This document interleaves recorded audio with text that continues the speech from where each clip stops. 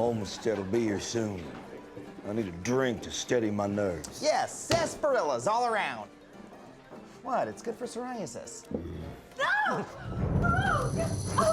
Now you come on over, my soiled dove. The West is too wild for a frail woman like me. Unhand her, you brute. Oh!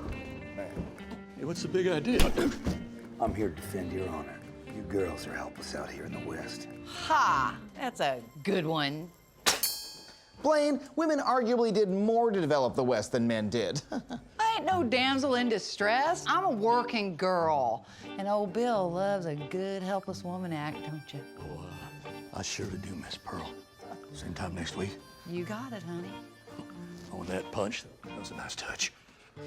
Now, hold on. Prostitution is no job for a respectable woman like you. Blaine, women, like everyone else, came to the West for economic opportunity. And despite its considerable downsides, prostitution was often the most lucrative line of work available to them. And if you haven't noticed, it is the 1800s. And there aren't a lot of options for me to earn a living. This is the best one I got. Excuse me while I decide what to do with all my independence. Now, serving number 42. In fact, before these women arrived, Wild West towns weren't really towns at all. They were more like work camps. Welcome, y'all. That's the hole you sleep in, that's the hole you crap in, and that's the hole you die in. The men were so desperate for women, they would pay just to see a pair of women's undergarments. Oh, come on. Give me a peek of those dainty little things. Oh, can you imagine? So when women came west, they saw a clear economic need. These boys are lacking something. And I think I can provide it. Their services were in such demand, many of these women made more money than the men they served. And entire towns sprung up around brothels. It was the influx of women that finally turned these barren camps into bustling towns. Now that we got all this cash, let's do something with it. Cheryl, you open a store to shop in. Marta, you open a school to learn in. Donna, you open a church to feel guilty in. And with all that wealth, they soon became leaders of their communities. First you get the land, then you get the money, then you get the power. And they used that power to provide services the West desperately needed. Madam Millie of New Mexico used her wealth to put local children through college. How sweet.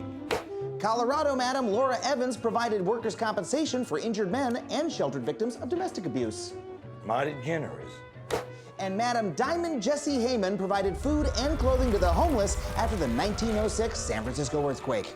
Hold on. Are you sure women did all this? They sure did. Thank you, painted lady, but the men are talking. Blaine, mind your manners. That's author and historian Jan McKell Collins. I had nothing. Oh, hey there, Jan. Well, hi, Adam. Would you tell Blaine here about the contribution prostitutes made to the Old West? Well, certainly. So it is true that the prostitution industry could be a very dangerous one because there was disease, domestic violence, drug abuse, but prostitutes were pioneers, just like the men they served. In fact, a lot of prostitutes and madams were astute businesswomen. Being a prostitute or a madam could actually give women more financial freedom here in the West than their Eastern counterparts. And that could even lead to a measure of political equality and influence in the communities where they served these men. I'll be a three-peckered barn owl. Okay, come on, Jan. Double or nothing. You're on, cowpoke. By 1869, women wielded so much power in the West that Wyoming actually became the first territory to give women the right to vote, a half-century before the rest of the nation did. We was hoping on holding elections today, ma'am. That is, of course, if it's all right with you. Works for me. Girls, time to vote. Wyoming actually refused to become a state unless women kept that right. No. We can't have your women voting. Their tiny brains can't handle it. No deal. We may stay out of the Union 100 years, but we'll come in with our women. Wow, that is remarkably progressive for this era. Fine, women in Wyoming can keep the vote. By the way, while I'm here, do you mind if I... Sure, go right ahead, Uncle. Tee-hee-hee, I'm a naughty boy.